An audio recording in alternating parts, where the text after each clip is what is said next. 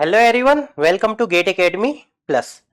तो मैं रेणुराज गर्ग और आज आपके लिए लेके आया हूं मैं new subject that is network analysis. तो बोर्ड पे आप सभी को नाम दिख रहा है, introduction to network analysis.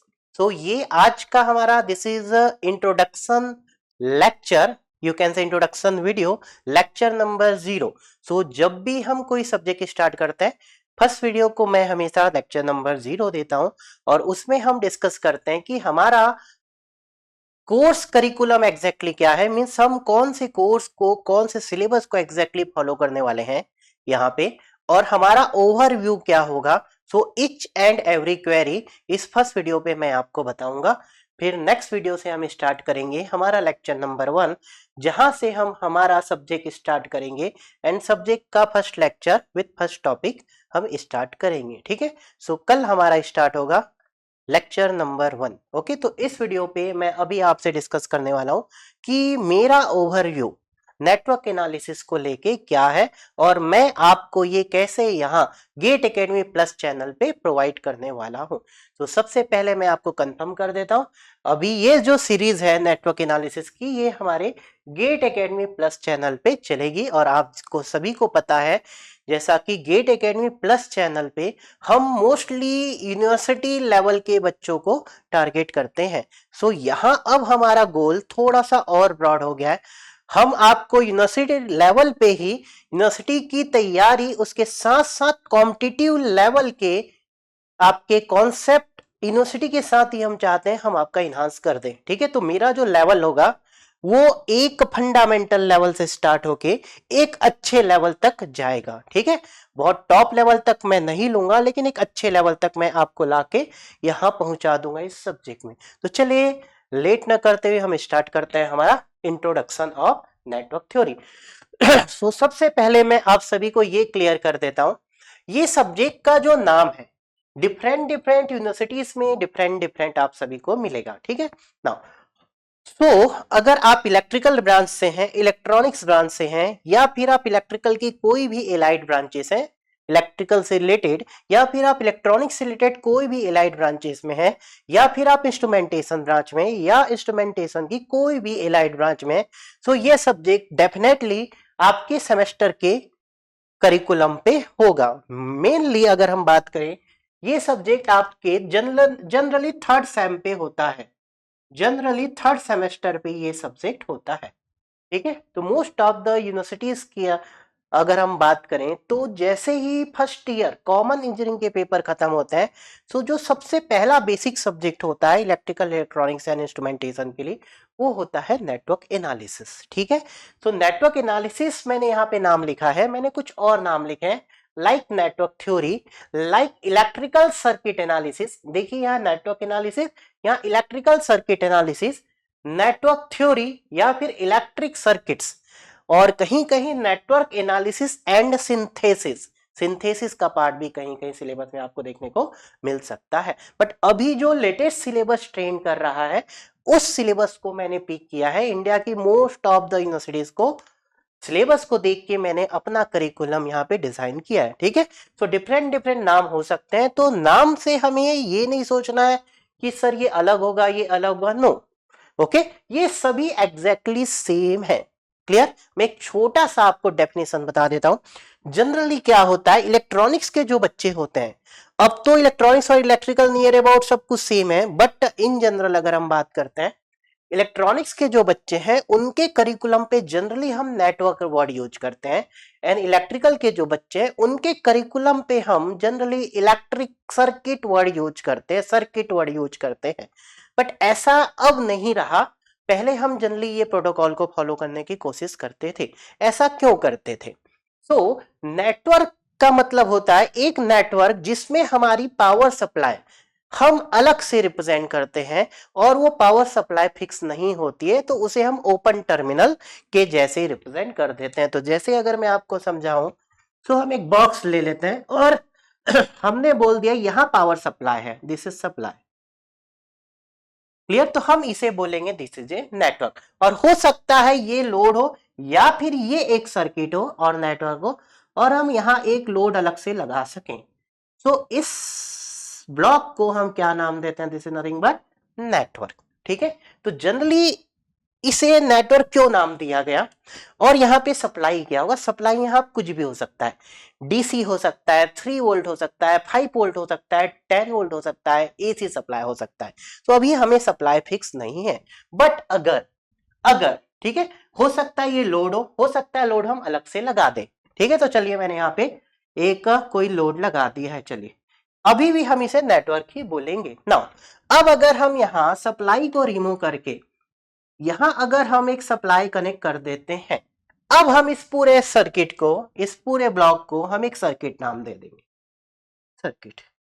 So circuit and network में ऐसा बेसिक कोई डिफरेंस नहीं है, both are same, but generally हम बोल देते हैं जहां एक क्लोज पाथ कंप्लीट हो जाता है। अब देखिए ये सर्किट कंप्लीट हो गई, तो हमने इसे एक सर्किट नाम दे दिया, और अगर इसमें कुछ पार्ट अननोन है या मिसिंग है जिसे हम बाद में रिप्रेजेंट करेंगे या अभी रिप्रेजेंट नहीं किया, हम उसे नेटवर्क बोल देते हैं। ठीक है, but according to me both are same, आपको वरी करने की नीड नहीं है।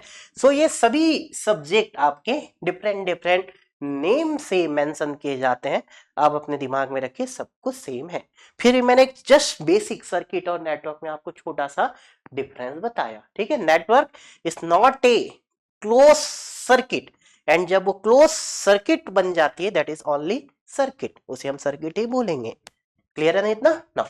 सो अब चलिए हम बात करते हैं, ठीक है, सबसे पहले कि सर इस सब्जेक्ट को कौन से बुक से पढ़ना है ना। सो यहाँ जो मैं अभी लेक्चर लेने वाला हूं, इसके बाद आपको थ्योरी की बहुत कम रिक्वायरमेंट होगी, उसके बाद आपको प्रैक्टिस की रिक्वायरमेंट होगी।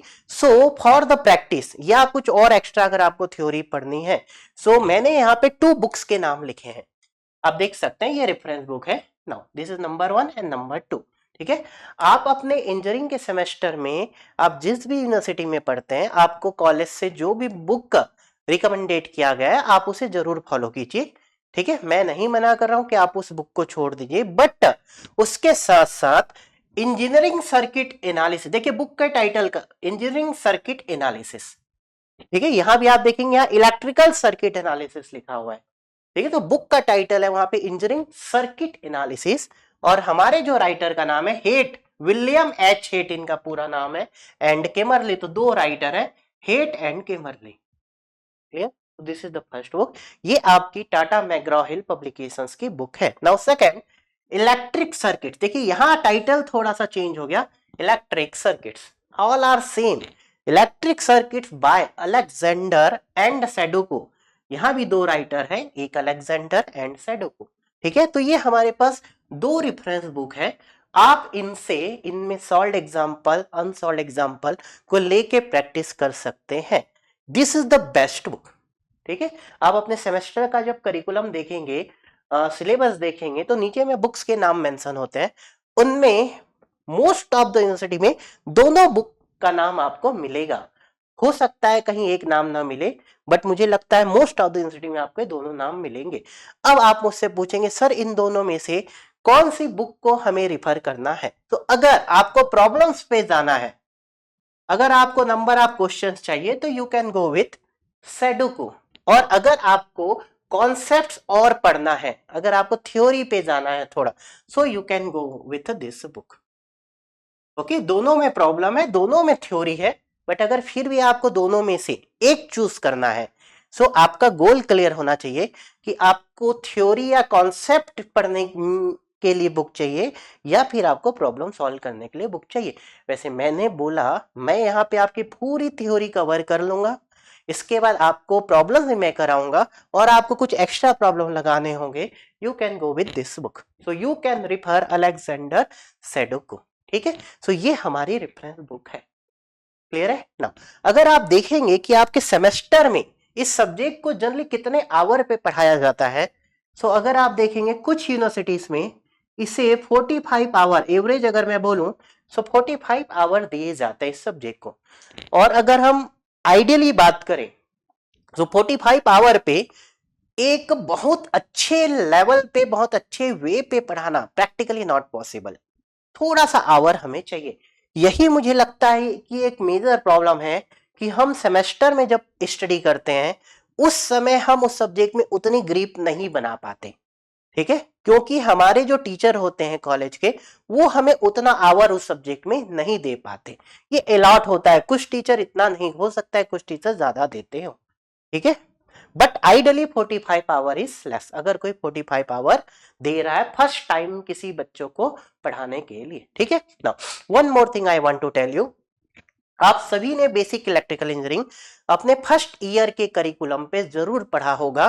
सो नेटवर्क एनालिसिस और you can say electrical circuit analysis और नेटवर्क थ्योरी और इलेक्ट्रिक सर्किट्स, इनके कुछ पार्ट, फंडामेंटल पार्ट आपने बेसिक इलेक्ट्रिकल इंजीनियरिंग पे भी पढ़ लिया होगा डेफिनेटली, ठीक है।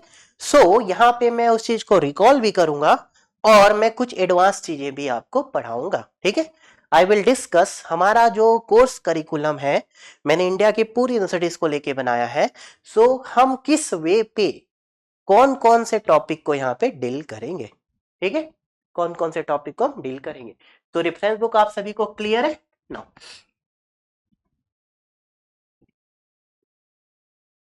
ठीक है, चलिए अब हम देखते हैं ना। मैंने आपको बोर्ड पे दिख रहा होगा कोर्स करिकुलम, तो मैंने इस पूरे सब्जेक्ट को 1 2 3 4 5 6 7 मॉड्यूल पे डिवाइड किया है। जनरली आपके इंजीनियरिंग के सेमेस्टर में 5 मॉड्यूल होते हैं, generally most of the university में 5 यूनिट्स आप बोलते हैं उसे, ठीक है, टॉपिक्स बोलते हैं, मैंने यहां बोला है module.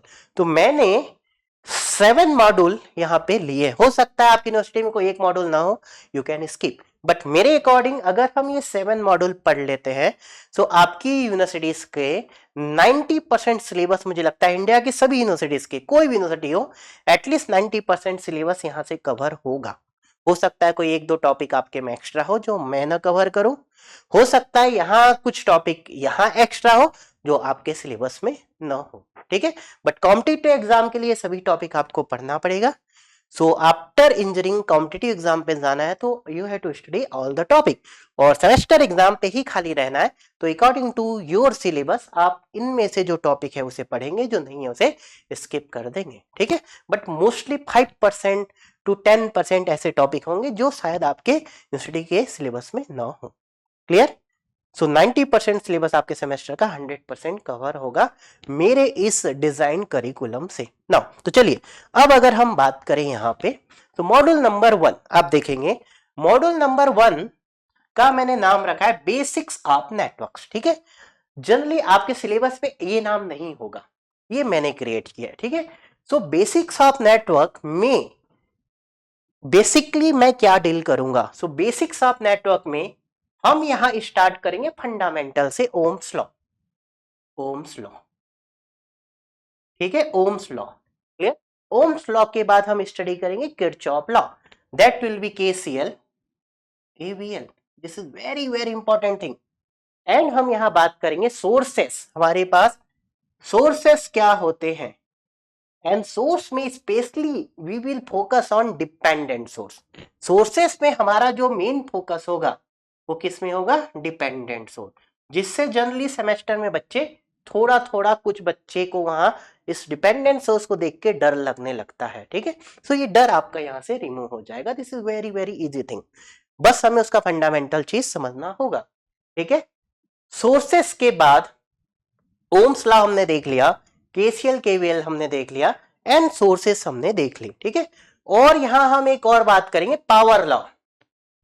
Power law again I will discuss, power law को हम बोलते हैं टेलीगन थ्योरम, अभी मैंने इसका नाम रख दिया पावर लॉ। केसीएल एक्चुअल पे होता है करंट लॉ, ये वोल्टेज लॉ, और मैंने यहां पे बोल दिया this is power law, clear है। तो जितने बेसिक बेसिक टॉपिक होंगे, ओके, तो ये जो मैंने 5 टॉपिक्स लिखे हैं, ओके, और भी मैं यहाँ पे कुछ छोटे छोटे और टॉपिक डिस्कस करूंगा। सो जितना भी लाइक दिस सोर्स ट्रांसफॉर्मेशन भी हम यहाँ पे डिस्कस कर लेंगे, सोर्स ट्रांसफॉर्मेशन, ट्रांसफॉर्मेशन जनरली बच्चे क्या होता है, सोर्स ट्रांसफॉर्मेशन जो है ये आप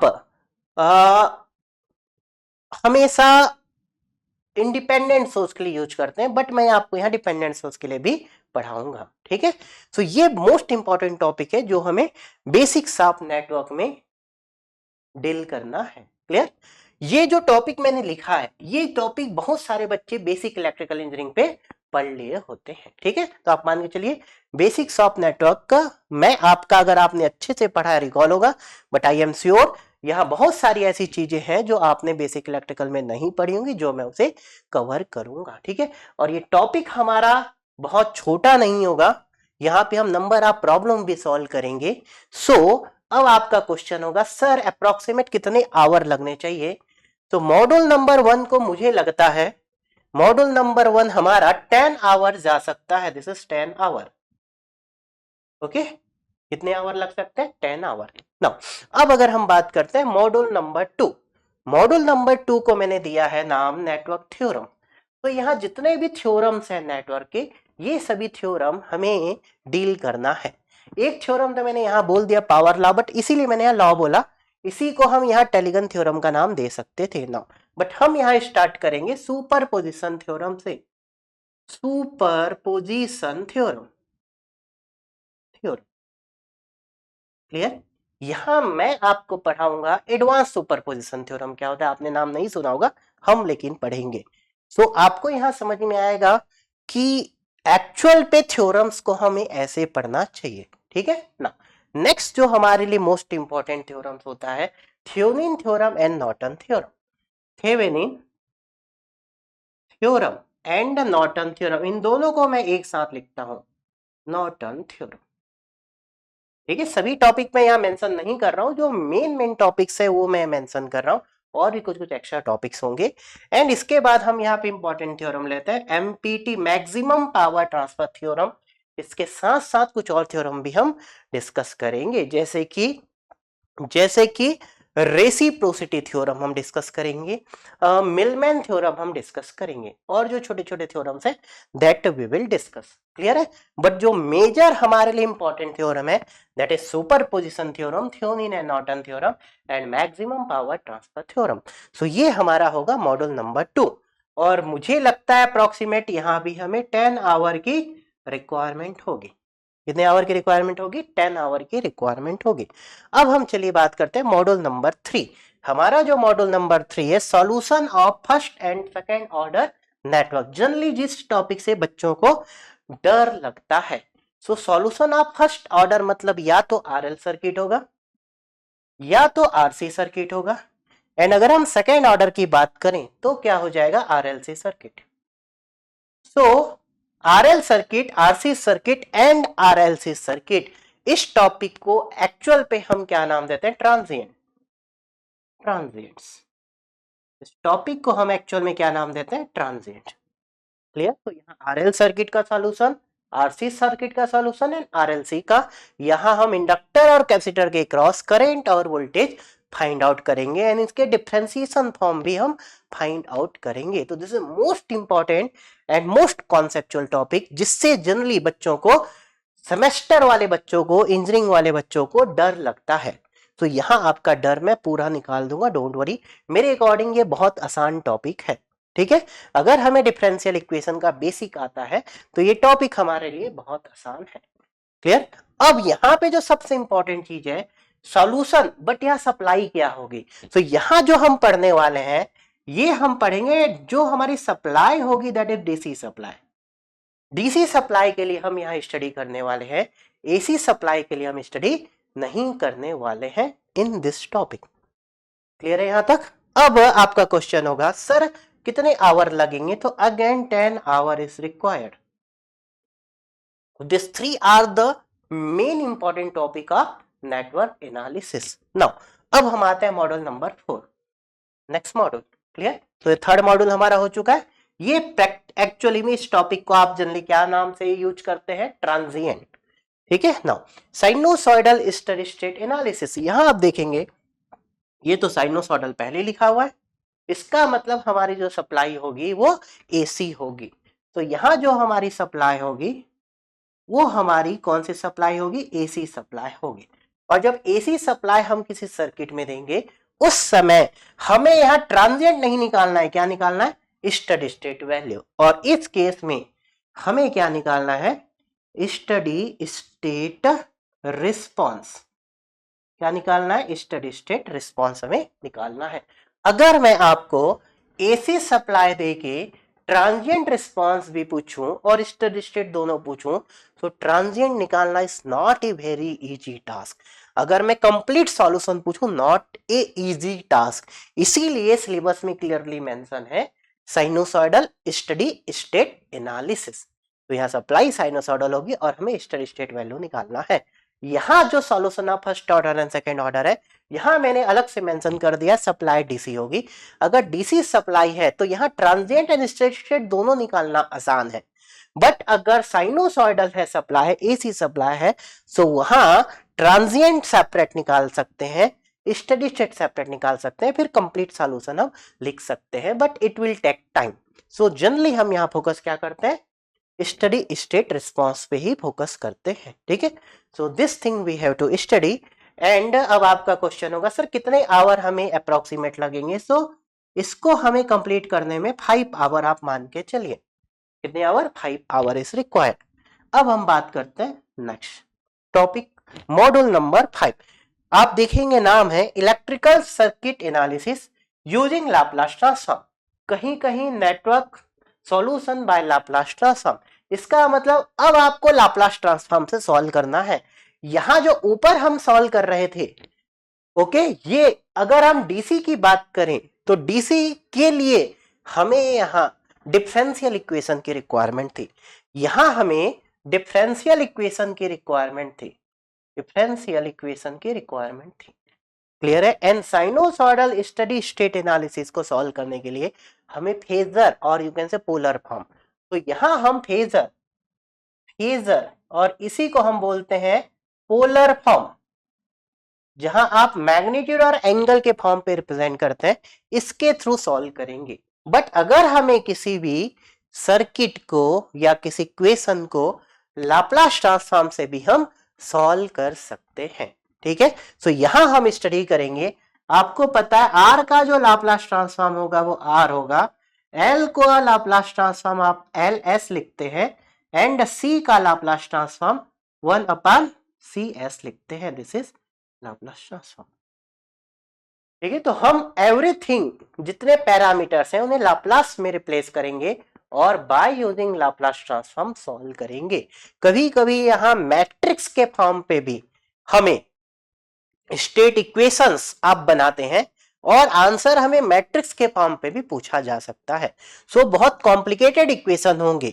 मान लेते हैं किसी सर्किट में 3 लूप लग रहे हैं तो 3 इक्वेशन बनेंगे और तीनों इक्वेशन को सॉल्व करना इज नॉट इजी टास्क। तो हम वहां पे मैट्रिक्स के फॉर्म पे उसे रिप्रेजेंट करते हैं। तो ऐसे क्वेश्चन यहां से फ्रेम होते हैं। आप अपने सेमेस्टर के एग्जाम पे ऐसे क्वेश्चन आपने देखा होगा। यहां से क्वेश्चन जनरली सेमेस्टर पे पूछा जाता है। ठीक है, अब यहां पे हम इस टॉपिक को कितने आवर देंगे, दिस इज 5 आवर। तो दिस इज 5 आवर। आप देखेंगे कि सर आपने इनको कम आवर क्यों दिया, क्योंकि आप जब इन 3 टॉपिक में एक्सपर्ट हो जाएंगे सो यहां सिर्फ आपको फंडामेंटल चीजें पता होना जरूरी है। जैसे कि मैंने यहां लिखा है फेजर, सो आपको फेजर में रिप्लेस करना है और सॉल्व करना है KCL KVL and basic method से जितना आप ऊपर पढ़ेंगे। ठीक है, सिमिलरली यहां भी आपको सिर्फ सर्किट को लाप्लास डोमेन पे रिप्लेस करना है और उसके बाद आप हमारे बेसिक मेथड केसीएल केवीएल या फिर किसी थ्योरम से आप इसे सॉल्व करेंगे। क्लियर है, तो जनरली हम केसीएल एंड केवीएल ही अप्लाई करेंगे आगे। तो आपको बेसिक फंडामेंटल क्लियर हो एंड आपको केसीएल केवीएल क्लियर हो, so you can solve anything in network theory और you can say network analysis. ठीक है ना इतना ना। सो हमारा टॉपिक नंबर 5, मॉड्यूल नंबर 5। अब हम बात करते हैं module number 6, 2 port network and network theorems, sorry network functions. ठीक है, सो 2 पोर्ट में आपके पास 6 पैरामीटर होते हैं। 2 पोर्ट कितने आपके पास पैरामीटर होते हैं नेटवर्क के, 6 नंबर ऑफ 2 पोर्ट पैरामीटर। ये सभी हम स्टडी करेंगे यहां पे। ठीक है, और हम इसके बाद एवरी नेटवर्क में कंडीशन देखेंगे। सिमेट्रिकल की कंडीशन क्या होती है, रेसिप्रोकल की कंडीशन क्या होती है। सिमिलरली हम देखेंगे नेटवर्क फंक्शन। ओके, सो यहां हम स्टडी करेंगे 2 port network and network function. इस टॉपिक को हम फिर से अप्रोक्सीमेट 5 आवर देते हैं, 5 आवर देते हैं। ठीक है, नेक्स्ट नेक्स्ट अगर हम बात करें हमारा last module resonance in series and parallel circuit. So resonance हमें यहाँ पे पढ़ना है series RLC and parallel RLC, series RLC and parallel RLC circuit में हमें रेजोनेंस की कंडीशन देखना है। यहाँ बहुत सारे डेरिवेशंस होंगे, बहुत सारे फॉर्मूलेस होंगे and you have to focus with that derivations. Okay, अब आपके पास क्वेश्चन होगा कि सर आरएल या आरसी क्यों नहीं है? आरएल या आरसी सर्किट में रेजोनेंस पॉसिबल नहीं है। रेजोनेंस वहीं पॉसिबल है जहां इंडक्टर और कैपेसिटर दोनों प्रेजेंट हो। जिस सर्किट में एल और सी दोनों प्रेजेंट नहीं है वहां रेजोनेंस की कंडीशन नहीं हो सकती। Clear this thing? अब ये लास्ट टॉपिक है, इस टॉपिक को हम अप्रोक्सीमेट कितने आवर देंगे? सो अगेन इस टॉपिक को हम 5 आवर। क्लियर? सो अगर हम देखेंगे ये 7 मॉड्यूल हम यहाँ पे कवर करेंगे एंड टोटल कितने आवर हो गए? 10 10 10 30 and 5 5 40 and 5 5 50 hour. So 50 hour approximate, 50 hour approximate हम यहाँ पे स्पेंड करने वाले हैं। ठीक है, हो सकता है इससे ज्यादा हमें और लग जाए। ठीक है, ये मैंने बहुत आइडियल केस बताया है। ठीक है, सो एटलीस्ट हम मान के चलते हैं 50 आवर की हमें रिक्वायरमेंट होगी। क्लियर? मैंने आपको पहले बोला है मेरा जो गोल होगा आपके सेमेस्टर एग्जाम पे आपके पूरे से पूरे मार्क्स आ जाएं और इसके साथ साथ आप एक कॉम्पिटिटिव एग्जाम की प्रिपरेशन के लिए रेडी हो जाए, सो दैट जब आप कॉम्पिटिटिव एग्जाम की प्रिपरेशन करने जाएंगे तो आपको फंडामेंटल चीजों पे कम फोकस करना पड़े और आप वहां पे प्रॉब्लम सॉल्विंग स्किल्स अपनी ज्यादा बिल्ड कर सकें। ठीक है, क्योंकि बहुत सारे बच्चे अभी ऐसे होते हैं जो सेमेस्टर एग्जाम पे बिल्कुल नहीं पढ़ते हैं, एक रात 2 रात पढ़ के पेपर निकाल लेते हैं, उसके बाद जब वो कॉम्पिटिटिव एग्जाम की तैयारी करने जाते हैं वहां पे बाकी बच्चों से बहुत लैग करते हैं। तो आपको ये नहीं होना है, इसलिए हमने ये प्लान किया है कि हम आपको गेट एकेडमी प्लस चैनल पे बहुत फंडामेंटल तरीके से आपके सेमेस्टर के लिए as well as competitive exam के लिए आपको हम रेडी कर सकें। ठीक है, सो इस इनिशिएटिव के लिए डेफिनेटली आप सभी को डांडे सर का थैंकफुल होना चाहिए कि उन्होंने एक बच्चों के लिए कितनी अच्छी प्लानिंग की है कि आप सेमेस्टर के समय से ही अब कॉम्पिटिटिव एग्जाम के लिए रेडी होना चालू हो जाए एंड ये आपका कोर्स यहाँ पे फ्री ऑफ कॉस्ट भी है। ठीक है, अब आपके लिए एक और मजे की बात है यहाँ पे कि सर हमारा जो क्लासेस होंगी कैसे, आप देखेंगे कि हमारा और भी सब्जेक्ट आ रहा है। ठीक है, जैसे कि आप देखेंगे मेरा डिजिटल इलेक्ट्रॉनिक्स पे चल रहा है, वो रिकॉर्डेड के फॉर्म पे मैं अपलोड कर रहा हूं। ओके, अल्टरनेट डे पे वो हम रेगुलर कर देंगे कल से ना। एंड हमने अब प्लान किया है इस नेटवर्क एनालिसिस को हम लाइव क्लासेस स्टार्ट करें, ये लाइव के फॉर्म पे हम चलाएं इसे। ठीक है, सो आज का ये इंट्रोडक्शन वीडियो आपको रिकॉर्डेड के फॉर्म पे मिलेगा। नेक्स्ट जो लेक्चर होगा this is lecture number 0 you can से, ये हमारा लेक्चर नंबर 0 है। ठीक है, अब हमारा स्टार्ट होगा लेक्चर नंबर 1। लेक्चर नंबर 1 हमारा कल से स्टार्ट होगा, लेक्चर नंबर 1, और ये हमारा होगा लाइव क्लासेस, लाइव क्लासेस। ठीक है, और एवरी डे 6 PM पे ये हमारी क्लासेस होंगी। आप मान के चलिए अप्रोक्सीमेट 2 आवर